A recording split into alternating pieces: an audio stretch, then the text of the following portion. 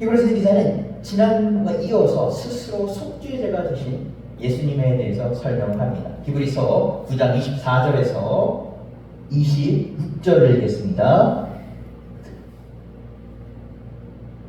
그리스도께서는 참것의 그림자인 손으로 만든 성소에 들어가지 아니하시고 바로 그 하늘에 들어가사 이제 우리를 위하여 하나님 앞에 나타나시고 대제사장이 해마다 다른 것의 피로써 성소에 들어가는 것 같이 자주 자기를 드려 아니하실지니 그리하면 그가 세상을 창조할 때부터 자주 고난을 받았어야 할 것이로되 이제 자기를 단 것에 제물로 드려 죄를 없이 하시려고 세상 끝에 나타나셨느니라.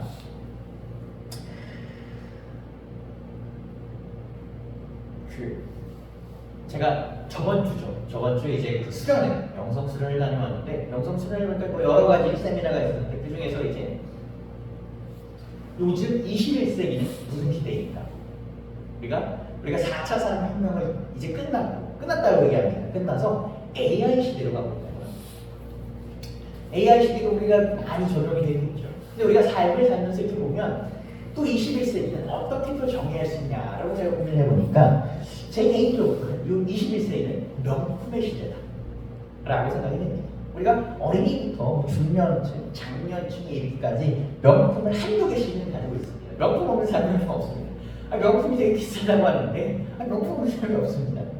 우리가 이 명품이 우리가 아는 비싼 브랜드의 뭐 제품, 뭐 집도 명품이 있고 차도 명차가 있고 뭐 가방도 명품이 있고 옷도 명품이 있는데 이것을 넘어서 이제 일상의 제품도 잘 만들어진 좋은 품질의 제품만을 선호합니다. 이제는 뭐 그냥 한 번 쓰고 이런 게 아니라 한 번 쓰더라도 좋은 제품, 나만을 위한 맞춤 제품, 고급 제품을 하고 있습니다. 제가 작년에 이제 교회 사역을 할 때 어느 권사님이 이제 그런 얘기를 해요. 전도사님은 어려서 모를 텐데 저희 어머니 아버지가 오시고 전도사님은 어려서 모를 텐데 옛날에 한 8, 90년대 말고 이 볼펜이 말이에요. 볼펜통이 안 나는 볼펜이 없었어요. 이 모나미가 하면서 난 말이야라고 이야기했습니다. 근데 요즘 보면 어떻습니까? 말씀드린 것처럼 고급 제품, 수제 제품이 넘쳐납니다. 물건만 그런 것이 아니라 우리가 식문화도 그렇습니다. 밥한끼를 먹는 것이 이제 그냥 밥한끼 땡고 넘어가는 것이 아니라 비싸고 좋은 것을 먹습니다. 제가 어렸을 때만 15년 전, 뭐 그때만 해도 우리가 그런 말이 있습니다. 부자나 가난한 사람이나 하루에 3끼 먹는 건 똑같아요. 근데 여러분 이제 그런 말 안 씁니다. 없어졌어요. 그 말이 어느 순간. 김치 먹나 고기 먹나 똑같아요. 밥 3끼 먹는 똑같아. 저 어렸을 때만 물론 15년 전이 이제 물론 긴 시간이긴 합니다만 2000년대 한 초중반만 해도 그런 말이 있었는데 없어졌습니다. 이제 그런 말 안 씁니다. 이제 10대 애들한테 가서 그런 얘기하면 여기 고대 유산으로 생각합니다. 왜 그렇습니까? 이제 모두 아는 겁니다. 우리가 부자와 가난한 자의 식탁에 올라오는 음식이 다르다는 걸 압니다. 더 이상 같은 새끼를 먹지 않아요. 심지어 요즘은 빈곤한 자는 빈곤의 새끼를 못 먹고 부유한 자는 어떻습니까? 살찔까봐 새끼를 다 안 먹습니다. 미국의 한 연구 결과를 보니 뭐라고 얘기합니까? 그러니까 사회적으로 조금 부유하달수록 더 이 사람들이 날씬하다. 왜? 미국은 음식이 좀 고콜레스테롤, 상대적으로 가격 저렴하면서 고콜레스테롤 음식을 많이 쳤습니까? 고지방 음식들, 햄버거 같이 부유층 그런 걸 안 먹는다. 그러니까 살이 안 찐다. 여유가 있으니까 관리도 열심히 해서 건강하고 좋다. 왜 제가 아까 이런 얘기를 들었냐면 오늘 우리 본문 24절에 매우 흥미로운 표현이 하나 나옵니다. 그러니까 24절을 보게 되면 참것의 그림자인 손으로 만든 성소다. 제가 항상 고백을 합니다만 이 성경을 읽을 때, 이 개역개정 성경을 읽을 때 저는 개인적으로 개역개정이 참 어렵다라는 생각을 많이 합니다. 이게 무슨 의미인지 한 번에 와닿지가 않습니다. 직감적으로 와닿지가 않습니다. 그래서 저는 항상 설교 준비할 때 여러 버전의 성경을 봅니다. 이게 뭐 새 번역 성경, 뭐 무슨 성경, 뭐 영어 성경 들어서 여러 번역의 성경을 봅니다. 근데 영어 성경을 이거에 대해서 어떻게 설명을 했냐면 a man-made sanctuary that was only a copy of true. 뭡니까? 손으로 만든 성소다. man-made sanctuary인데 그것이 뭐다? 진품의 커피, 복제다라고 했어요. 그러니까 우리가 참 것의 그림자를 가지고 뭐냐면 진실된 것의 복제품에 불과하다. 라고 이렇게 표현합니다. 우리가 제가 사전을 이렇게 살펴보니까 복제품이라는 것은 원본을 그대로 돈 따서 오리지널을 돈 따서 만드는 복제라고 합니다. 또 우리가 복제라는 것은 무엇입니까? 기존 제품 뭐 장담하지 못하게 무단으로 베껴서 그렇게 만드는 것도 복제품이라고 합니다. 제가 아까 서론에서 명품에 대한 얘기를 들었는데 제가 어느 날 갑자기 궁금해서 명품을 좋아하는 지인에게 물어봤습니다. 아니 그냥 뭐 어느 정도를 대충 쓰면 되지 뭐 명품을 써야 되니? 라고 물어봤습니다. 그러니까 당사자가 이렇게 대답합니다. 이 명품과 일반 제품 어떻습니까? 느낌이 달라. 야구랑하 달라. 이 명품이 주는 것만 있어. 라고 얘기를 합니다. 저는 잘 모르겠는데 그렇게 얘기를 합니다. 생각해보는데 그래도 틀린 말 같지는 않습니다. 근데 명품은 그 명품만 어떻습니까? 느낌이 있습니다. 그 아우라가 있습니다. 뭔가 따라하기 어려운 것이 제가 얼마 전에 주차를 이렇게 하는데 제가 이렇게 주차를 잘하는 편이 아닌데 주차를 하는데 옆에 매우 비싼 독일 명차가 보이는 겁니다. 가겠다가 겁이 나서 조마조마 주차를 했습니다. 근데 그러다가 제 차를 막았습니다. 어떻습니까? 이 옆에 차가 좀 더 저한테 친숙한 모델이었으면 제가 안 그랬을 텐데 이 명품의 명차의 아우라에 제가 어떻습니까? 물린 것입니다. 아우라. 우리가 사람을 보고 아우라고 하고 우리가 명품을 보고는 아우라고 하는데 이 아우라라는 것은 원래 종교 용어입니다. 신비한 분위기를 나타내는 거예요. 우리가 뭔가 어떤 사람을 봤을 때 후광이 난다. 그 후광이 나타내는 것입니다. 이 아우라는 우리에게 존경심과 위협을 보여줍니다. 그래서 고대 중세 미술 작품을 보면 종교 보면 그 교회와 예수님의 그 위엄과 존경심을 보여줍니다. 어떤 그 미술 평론가는 이 아우라를 미술 비평에 옮겨 사용했습니다. 그러면서 그는 두 가지의 제품을 합니다. 첫 번째는 현존성, 두 번째는 진품성입니다. 우리가 인류 역사가 얼마나 길었습니까? 그 긴 역사 가운데 수많은 미술 작품들이 있었고 그것들이 복제품들이 계속 있었습니다. 그런데 복제품이 많아도 진품과 명품은 어떻습니까? 단 하나입니다. 진품은 이 세상에 단 하나 존재하는데 그 진품이 하나 존재하는 것이 아우라의 근원이라는 것입니다. 이 평론가는 얘기합니다. 이 원작이 존재한다는 사실이 진품이고 그 어떤 것도 베낄 수 없는, 대체할 수 없는 것이 명품의 정체성이다 라고 얘기합니다. 오늘 본문을 보게 되면 구약시대 그리고 예수님 시대에는 수많은 성소가 있었습니다. 그리고 거기에는 제사 짓는 대제사장들이 존재했습니다. 지난 시간에 우리가 살펴봤습니다. 아론 때부터 예수님 때 이르기까지 83명의 대제사장이 있었습니다. 그 밑에 수많은 제사장들이 있었습니다. 그들의 역할은 무엇이었습니까? 레위 자손으로서 아론의 자손으로서 레위 지파로서 번제물을 드리며 제사를 드렸습니다. 그들은 매일매일 예배하기 제사 지내기 전에 그들의 몸을 정결했습니다. 왜? 그들 자체가 죄가 있는 사람들이기 때문에 죄를 씻고 백성들의 죄를 씻었습니다. 백성들의 그 번제물을 태우면서 주님 이 백성들의 죄를 용서하십시오라고 했습니다. 그런데 히브리서 기자가 계속 얘기하는 것처럼 이것은 해결책이 되지 못했습니다. 근본적인 해결책이 되지 못했습니다. 왜? 그들 가운데 죄가 존재했기 때문에. 오늘 앞에 말한 거 보면 그들이 무엇입니까? 진품이 아닙니다. 그들이 명품이 아닙니다. 그들이 뭡니까? 복제품입니다. 하나님은 그들에게 제사장 직분을 주셨습니다. 그런데 그것은 무엇입니까? 그들이 대단해서가 아니라 하나님께서 그들의 권한을 일부 양도해 주셨기 때문에 허락해 주셨기 때문입니다. 그런데 시대에 가면 갈수록 그들은 예수님께서 얘기하시죠.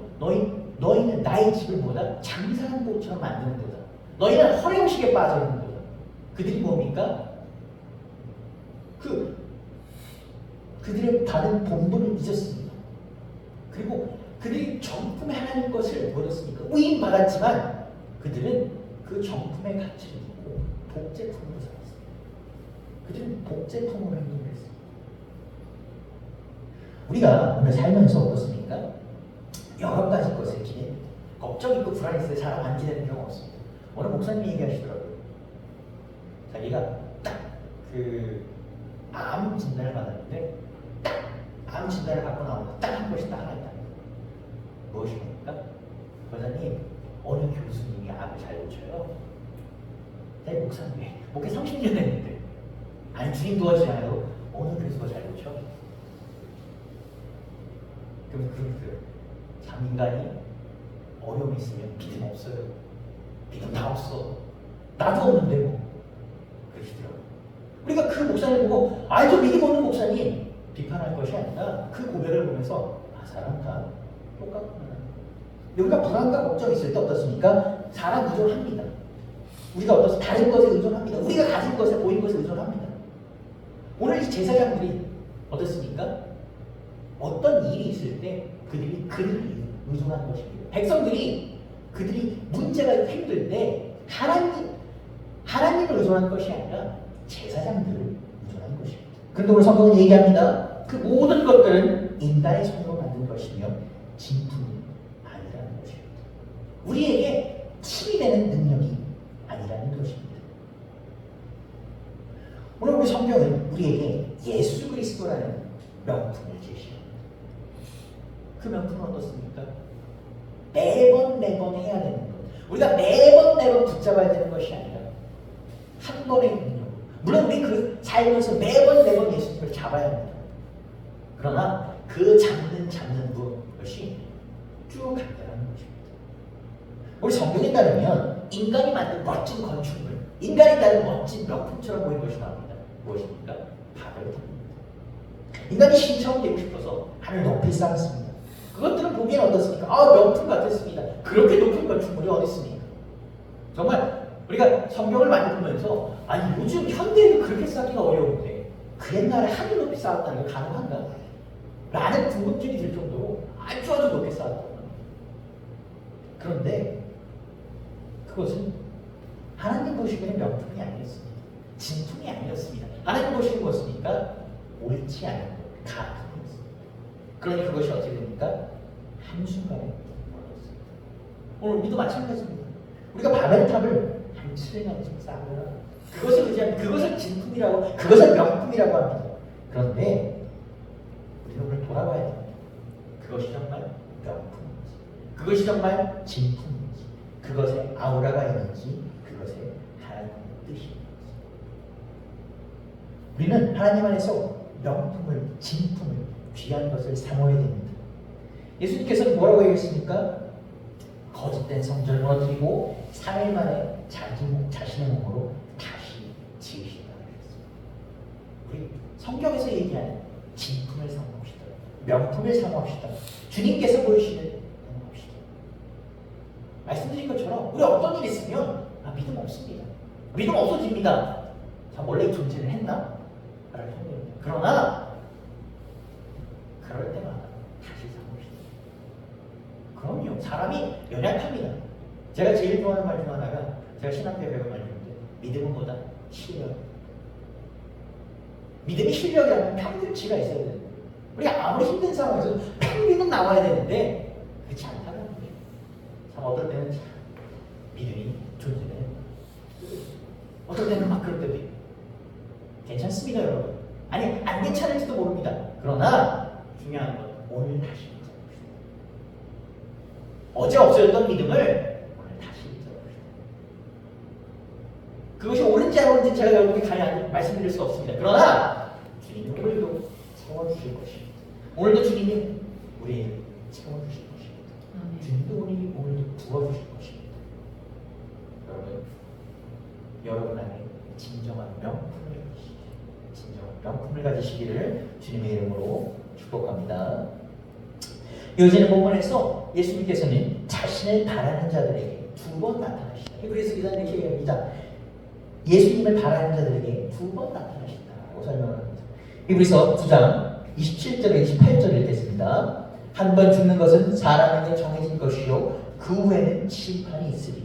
이와 같이 그리스도도 많은 사람의 죄를 담당하시려고 단번에 들이신 바 되셨고 구원에 이르게 하기 위하여 죄와 상관없이 자기를 바라는 자들에게 두 번째 나타나시리라. 두 번째 나타나는 말은 너무 쉽습니다. 예수님은 한 번 오셨으니 제일 두 번 오신다는 거. 이건 모르는 기독교는 없습니다. 이거 모르는 교회 다니는 사람 없습니다. 너무 쉬운 얘기입니다. 그렇기에 어떻습니까? 그 당시 십자가를 경험할 일뿐만 아니라 우리 그리고 앞으로 있는 사람의 구원의 역사가 있는 거고 예수께서 다시 오시리라 라고 약속합니다. 우리는 단지 과거에 붙잡아 사는 게 아닙니다. 다시 오리라는 그 약속을 믿고 사는 것입니다. 구원의 역사가 있다는 것입니다. 구원이 무엇입니까? 항상 드리는 말씀 구원은 뭐다? 저 멀리 있는 것이 아닙니다. 내가 죽어서 나중에 천국 가다 예수가 천년이 있다가 만년 있다고 죽고 그때 있는 것 그것이 아닙니다. 웨슬리는 항상 얘기해요. 저는 웨슬리 참 좋아하는데 웨슬리 얘기해요. 지금 이 순간부터 존재한다는 것입니다. 지금 이 순간부터 예수님을 믿는 이 순간부터 구원을 경험할 수 있다는 것입니다. 생각과 삶이 변하는 것 그리고 우리 삶 가운데 주님의 역사가 나타나는 것 그것이 구원이라는 것입니다. 여러분이 예수 믿고 구원받으셨다면 여러분의 생각이 변했습니다. 여러분의 삶이 변했습니다. 그리고 하나님께서는 여러분을 통해서 자신의 나라를 이끌어갈, 만들어갈 계획을 갖고 계십니다.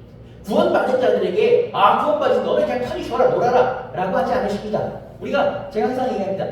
기독교인들 세상 출세하십시오. 성공하십시오. 돈 많이 버십시오. 그러나 여러분의 이름으로 하지 마십시오. 뭐다? 예수님의 이름으로 하십시오. 여러분이 출세에 성공하셔서 베푸십시오. 저 사람 어떻게 잘 베풀어?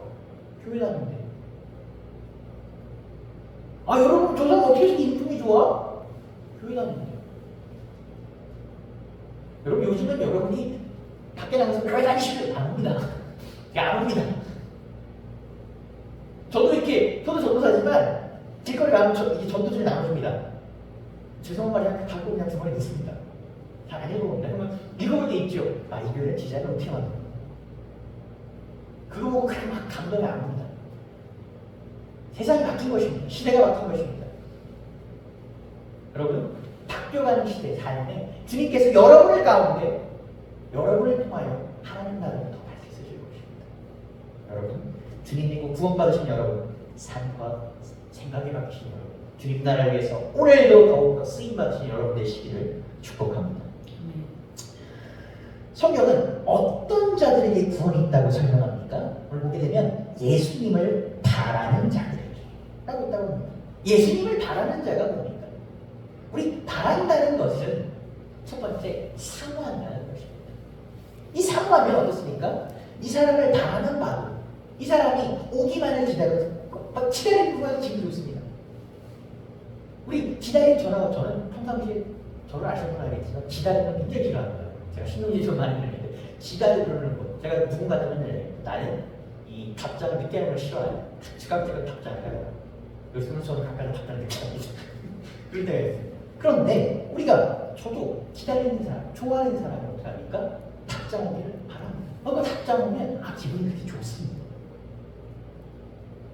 우리가 구원의 역사가 여러분에게 이루어지기를 바라십니까? 사모하십시오. 주님을 사모하시고 교회를 사모하십시오. 여러분, 사모하신 여러분에게 주님께서 넘치도록 부어주실 것입니다. 넘치고 흔들어 더욱더 넘치도록 부어주실 것입니다. 또한 바라는 자는 무엇입니까? 기다리는 자입니다. 영어 성경을 보니까 바라는 자는 어떻게 표현하면 those who are waiting for him. 그를 기다리는 자라. 우리 누군가를 간절히 바란다면 기다립니다. 우리가 오늘 누군가를 만나기로 약속했다면 그 사람은 오늘 예를 들어 약속을 하지 못한 상태에서 내가 오늘 이 사람을 꼭 봐야겠어 라고 한다면 그 사람이 올 때까지 혹은 그 사람이 자주 오는 장소에 약속하지 않아도 올 거라는 보장이 없어서 죽치고 기다립니다. 우리가 요즘은 그런 걸 많이 해요. 내가 누구누구의 팬입니다. 내가 누구누구의 팬입니다. 라고 하면 그 사람을 보려고 어떻게 합니까? 시간과 돈을 사용해서 그 사람을 기다립니다. 사인을 받기 위해 자주 가는 장소, 기약 없이 기다리기도 하고 그렇습니까? 콘서트장에 갑니다. 그런데 성경은 오늘 우리에게 예수님을 바라는 그들에게요, 왜 우리는 기다리지 않습니까? 왜 포기하십니까? 왜 그만두십니까? 내가 이렇게 했는데 안 해주셨으니까 여기까지 합시다. 그만합시다. 나 이 정도 기다렸으면 되지 않습니까? 거기 정리합시다. 이 정도 합시다. 이만하면 내가 충분히 했으니 그만할게요. 오늘 성경은 이렇게 얘기합니까? 어떻게 이렇게 우리가 쉽게 포기하고 달려요? 어떤 목사님께서 그러시더라고요. 믿음은 무엇이다? 기다리는 것이다. 주님의 때를 아는 것이다. 주님의 때를 기다리는 것이다. 우리에게 좋은 것과 주님이 생각하신 이 선한 것과 좋은 것은 다르다라고 합니다. 그것을 우리가 붙잡고 기다리는 것이다. 누군가가 그렇게 얘기하면 기도는 마치 뭐가 기우제 같은 것이다.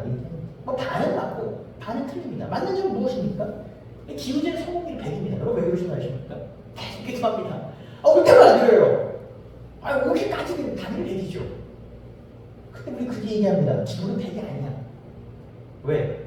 중간에 그만둬서 그렇습니다. 중간에 포기하니까 그렇습니다. 여러분 비가 올지와 말지 모르는 기우제는 하염없이 드리면서 올 때까지 하면서 우리 기도는 중간에 포기합니다. 저도 많이 그럽니다. 안 되겠구나. 아유, 내가 이렇게 했는데. 반대비는 틀린 비유입니다. 왜 그렇습니까? 기우제는 불확실합니다. 온다는 보장이 없습니다. 그래서 성경은 얘기합니다. 기도는 하나님께서 들어주십니다.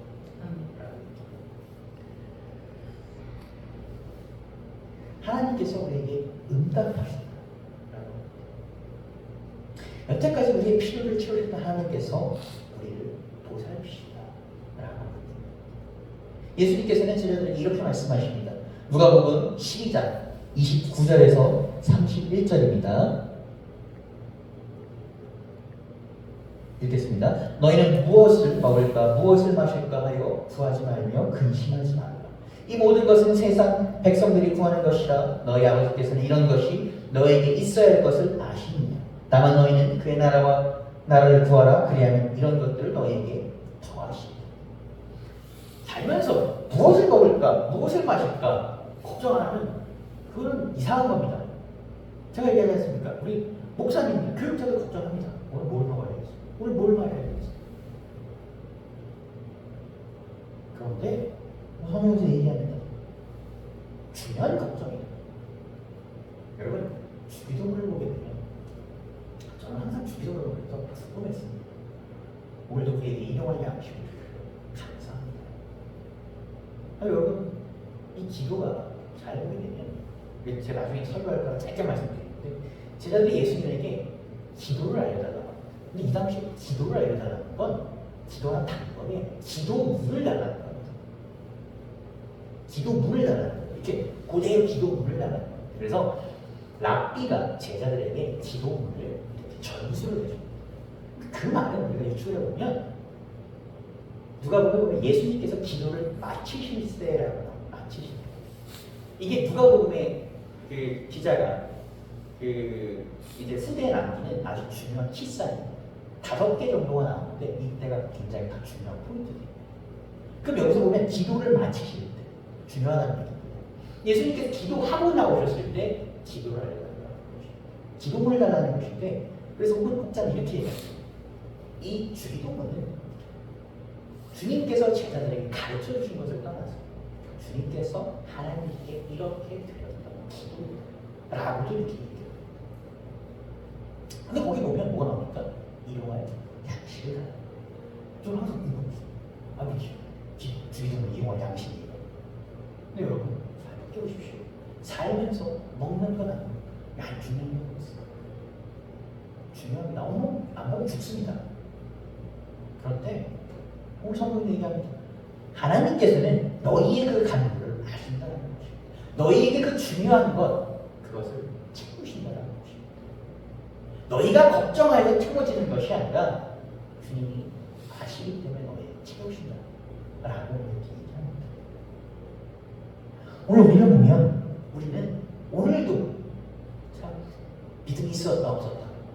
오늘도 기도하고 내일은 또 원망하고 이렇게 삽니다. 그러나 여러분, 우리가 변심하나요? 우리는 그럼에도 불구하고 주님의 구원과 손길을 간구해야 합니다. 주님의 은혜를, 주님의 사랑을 사모해야 한다는 것입니다. 간구하는 자에게는 어떻습니까? 기다려야 합니다. 이 사람이 구워주지 않으면 내가 굶어주는데 오케이 여기까지 하겠습니다 라고 이렇게 쿨하게 얘기하는 경우는 없습니다. 이건 쿨한 게 아닙니다. 간이 배가 불어나는 것입니다. 여러분 기다리십시오. 달라고 할 때까지, 주실 때까지 여러분 단순히 기다리라는 것이 아닙니다. 간구하십시오. 간청하십시오. 성경에 보게 되면 옷자락을 잡은 여자가 활용합니다. 이제 그것도 나중에 또 설명을 드려야겠지만 보통 어떤 텍스트를 설명할 때는 한 텍스트가 끝나면 넘어갑니다. 그 텍스트를 보게 되면 해당자 야이로의 딸이 죽어갑니다. 그걸 고치러 가는 중에 그 여자의 사건이, 그리고 그 여자를 고치시고 야이로의 딸을 살리러 가십니다. 보통 독립적으로 들어온 사건에 끼어 들어왔습니다. 어떤 목사님 그 혈육과 어린 여인은 이 텍스트에서 말했습니다. 이 여인의 위치, 여인이었고 불치병을 12해 동안 앓으면 누가 신경을 썼을까? 그 여인은 하나의 독립단 분단조차 가질 수 없었다. 그런 그 여인 손을 뻗어 옷자락을 잡았을 때 주님과 오늘도 마찬가지입니다. 주님은 간구하는 자에게, 간구하는 자에게 주님은 물어보십니다. 누가 나의 옷자락을 잡았느냐? 다 아신다고요. 그러면서 우리 얘기하십니다. 누가 잡았느냐? 너의 믿음이 나를 고쳤다는 것입니다. 주님 잡으십시오. 간구하십시오. 입히시고 먹이시는 주님께서 여러분을 책임지십니다. 주님 나라를 사모하며 바라며 이뤄가려고 노력하는 우리들에게 오늘도 베푸십니다. 오늘도 우리를 버려두지 않으십니다. 오늘도 이번 한 주 주님의 풍성한 은혜 가운데 함께 하시고 여러분 되시기를 주님의 이름으로 축복합니다. 기도하시겠습니다.